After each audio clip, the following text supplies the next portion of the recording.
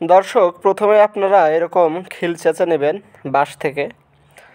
তো এই যে দেখেন, আমার এখানে রয়েছে 16টি খিল এবং ডাসা রয়েছে 4টি। আমি এগুলো সাজিয়ে নিয়েছি কিন্তু বাঁধিনি, এখন বাঁধতে হবে। এরকম 2টি চারাট থাকবে, একটি ওপরে এবং একটি নিচে, এই 2টি পার্ট। আর এগুলো জলে বলেই আপনার বৃদ্ধ আঙ্গুলের মতো মোটা মোটা, অর্থাৎ ওপরের এবং নিচের পার্টটা বৃদ্ধ আঙ্গুলের মতো মোটা। আমার 2টি চারাট রেডি। এখন দেখেন, এই যে হাতে আপনাদেরকে যেটি দেখাচ্ছি, এই বাতাটা থাকবে, এটি ডাসার বাতা। এটা দিয়ে হবে বেড়া, 2 সাইডের 2টি বেড়া। এটা হবে একদম নরম, যাতে এটা বাঁকানো যায়। আপনার এটা রাউন্ড করতে পারবেন, যেদিকে খুশি যেভাবে খুশি বাঁকাতে পারবেন, এতটাই পাতলা হবে। এই যে দেখেন দুলছে কেমন করে। এই যে আমি বাঁকাচ্ছি, ঠিক বেঁকে যাচ্ছে। এই যে আবারও বাঁকাচ্ছি, ঠিক বেঁকে যাচ্ছে। তো এখন যে ডাসাটা দেখতে পাচ্ছেন, এরকম 4টি ডাসা লাগবে, 4টি বা 5টি। কারো যদি হাইট বেশি হয় তার 5টি, আরও বড় তৈরি করলে 6টি। আসলে এটা কেমন বড় হবে এটা নির্ভর করবে আপনি কেমনভাবে তৈরি করবেন তার উপরে। তো এরপরে এভাবে এই যে দেখেন চিকন চিকন একটার পর একটা দিয়ে তৈরি করে ফেলবো সাইডের বেড়া। এগুলো হচ্ছে আমার বেড়ার খিল। খিলগুলো একটু আগুনে পুড়ে নিচ্ছি, এতে আরও সুন্দর পরিষ্কার হয়ে যাবে।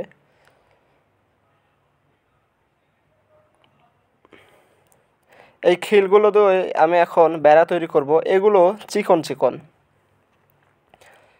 প্রথমে বৃদ্ধ আঙ্গুলের মতো মোটা মোটা দেখলেন, ওগুলো হচ্ছে ওপরের এবং নিচের পার্ট। আর এই 2টা হবে বেড়া। এখন 2টি বেড়া তৈরি করব। বেড়ার খিলগুলো আপনার এরকম পাতলা চিকন।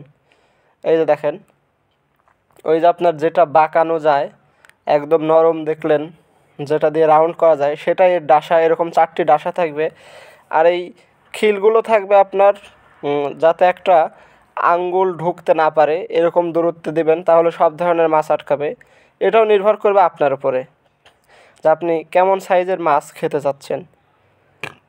আর এই যে দেখেন, এখন যেটা করছি সেটা হচ্ছে যে কীভাবে বাঁধবেন এটা। এটা আপনারা আস্তে আস্তে স্লো করে দেখে শিখতে পারেন। আর যদি অন্য কেউ জেনে থাকে তার কাছ থেকেও সাহায্য নিতে পারেন এই অংশটুকু। এটা ভিডিওতে দেখে শেখা একটু কঠিন। প্রথমে বাম দিক থেকে ঘুরিয়ে নিয়ে একটা প্যাচ দিয়েছি, দেখলেন কিভাবে। এখন ঠিক ডান দিকে ঘুরিয়ে এর নিচ দিয়ে ঢুকিয়ে আবার এই রাউন্ডের ভেতর দিয়ে বের করব, তাহলে প্যাচটা হয়ে যাবে।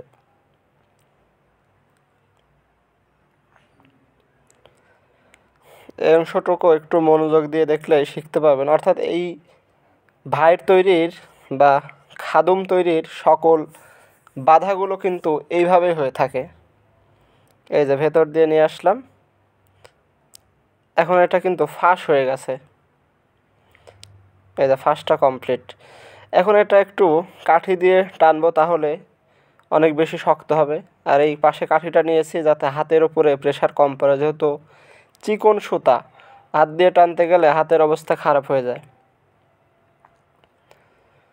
আসলে যারা মোটামুটি জানেন বা ভাইয়ের খাদুম দেখেছেন, তারা চাইলেই আমার এই ভিডিও দেখে তৈরি করতে পারেন। তবে একদমই যারা নতুন, কোনো দিন এই খাদুম ভাইয়ের দেখেননি, তাদের জন্য কঠিন। তো দর্শক, এই যে বাম সাইডে দেখতে পাচ্ছেন আমার ওপর নিচের 2টি চারাট, যেটা 16টা এবং 4টা। আর 2 সাইডের বেড়া, এটা 4টা বড় বড় ডাসা আছে।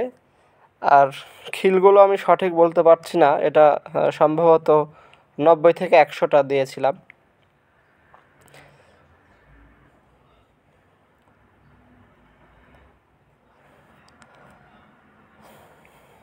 আর এটা যদি আপনার একটু বড় হয়ে যায় তাহলেও সমস্যা নেই, সেক্ষেত্রে আপনি কেটে ছোট করে নিতে পারেন।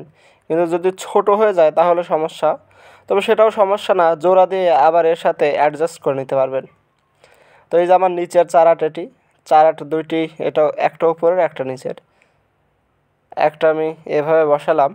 বসানোর পরে দেখেন, ওই যে আগেই বলেছিলাম বাঁকানো যায়, এটা এতটাই ডাসাটা পাতলা করতে হয় যাতে বাঁকানো যায়। এই যে দেখেন দর্শক, এই যে আমি বেঁকিয়ে এরকমভাবে সেট করে দেব।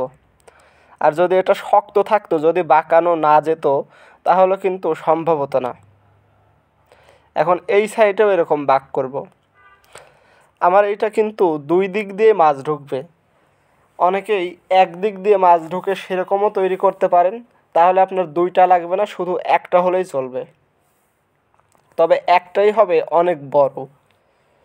আর যদি 2 দিক দিয়ে মাছ ঢোকাতে চান তাহলে 2টাই ছোট ছোট করে 2 সাইডের বেড়া হবে।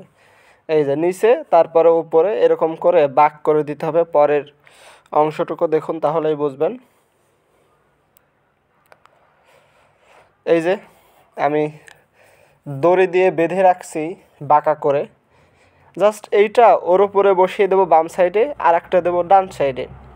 আর নিচে একটা নিচের পাটাতন, ওপরের পাটাতন, তখন এই জিনিসটা সুন্দর একটা শেপ তৈরি হয়ে যাবে।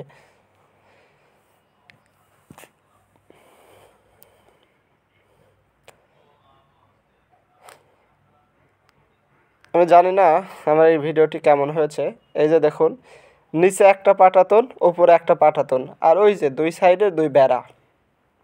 এরপরে যেটা করেছি, এই অংশে আপনার কারো সাহায্য নিতে হবে, যে আপনাকে ধরে রেখে সাহায্য করে। তারপরে এরকম গুনার তার দিয়ে বিভিন্ন জায়গায় বেঁধে রেখেছি শক্ত করে। এরপরে আমি আমার সুবিধা মতো আমি কট সুতা বা নাইলনের সুতা দিয়ে বেঁধে ফেলবো, আর এই গুনার সুতাগুলো কেটে দেব। তো দর্শক দেখেন, আমার এটার স্ট্রাকচারটা কিন্তু অলরেডি দাঁড়িয়ে গেছে। আশা করি আপনারা বুঝতে পারছেন যে ধাপে ধাপে এটা কোন পর্যায় থেকে এখন কোন পর্যায়ে আসছে। ভিডিওটা দেখে আশা করি আপনারা তৈরি করতে পারবেন। যাদের মোটামুটি বাঁশের কাজ করার ধারণা আছে তারা সহজেই পারবেন। এই যে একটা উপরের চারাট, একটা নিচের চারাট, আর 2 সাইডের বেড়া। আর বেড়ার যে ডাসাগুলো সেগুলো একদম পাতলা করেছিলাম যাতে বাঁকানো যায়, কেননা না বাঁকানো গেলে কিন্তু কাজ হবে না। এই যে বাঁকানো গেছে বিধায়ী ঠিক মাঝখানটায় সরু একটি পথ তৈরি হয়েছে, যেটার ভিতর দিয়ে মাছ ভেতরে প্রবেশ করবে। এখন আর একটু এক্সট্রা কাজ করব, সেটা হচ্ছে এই যে সাইডে দেখেন আমি অলরেডি গুনার তারগুলো খুলে দিয়েছি। গুনার তার কিন্তু আর নেই। এখন এই ওপর দিকে একটু মোটা করে বাতা দেব। হ্যাঁ, এখন এই সাইড আর একটা দিলাম, এই 2টা বাতা বেঁধে দেব। এটা দেওয়ার কারণ হচ্ছে এই জিনিসটা আরও বেশি মজবুত এবং শক্তপোক্ত হবে।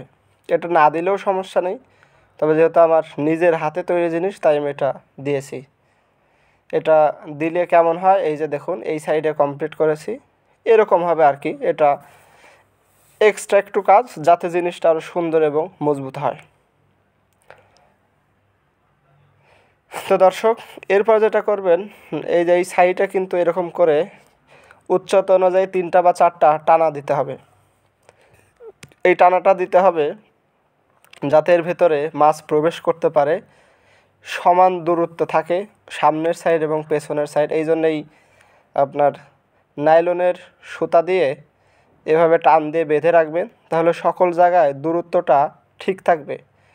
কারণ এটা তো বাঁশের জিনিস, কোথাও একটু বাঁকা হয়ে থাকতে পারে, তো যেই জায়গায় বেশি বাঁকা হয়েছে সেখানে এভাবে টেনে দিলে সমান দূরত্ব থাকবে।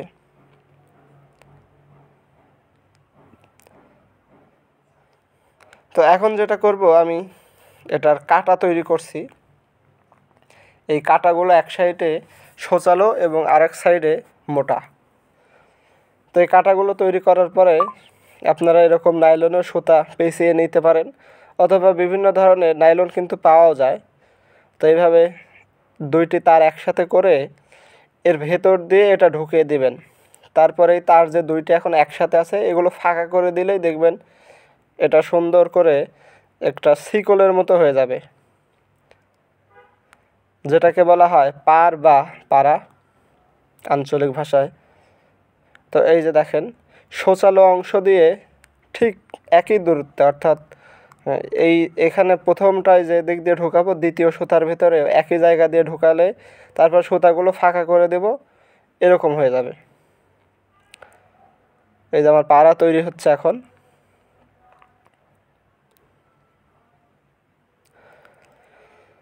দর্শক, এই যে দেখেন আমার পাড়াটি তৈরি হয়ে গেছে। এখন এটা সেট করে দেব।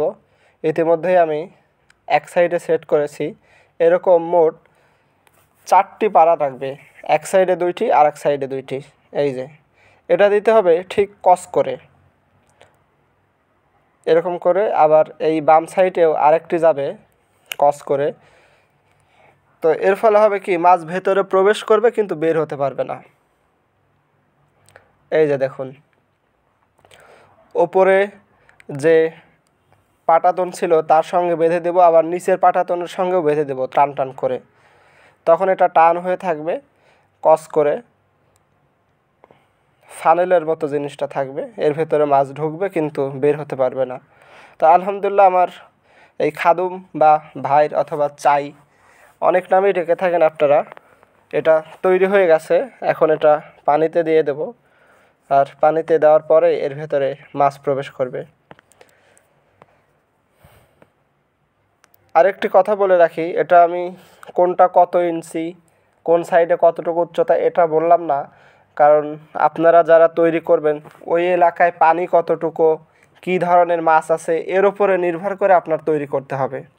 যদি অনেক বেশি পানি থাকে তাহলে বড় করে তৈরি করবেন।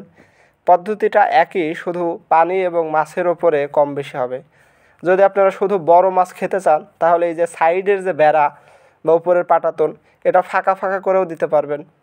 আর আমি দিয়েছি দেখেন, এর ভেতরে কই মাছ, টাকি মাছ, সকল ধরনের মাছই আটকাবে।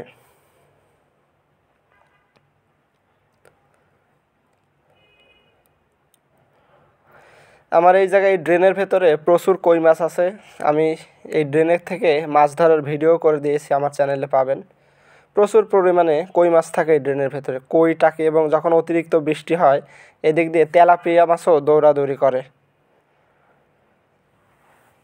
মূলত আমার এই খাদুমটি বা ভাইটটি তৈরি এই ড্রেনের মাপে। আর এই যে দেখুন আমার বাড়িতে আমার বাবা উঠাচ্ছে, তো এটা এক সাইডে মুখ, আর এটা ওইটার চেয়ে অনেক বড় করে বানানো। পদ্ধতি একই, নিয়মকানুন সব কিছু কিন্তু একই। তো দর্শক, ভালো থাকুন, সবাই সুস্থ থাকুন, আমাদের সাথেই থাকুন।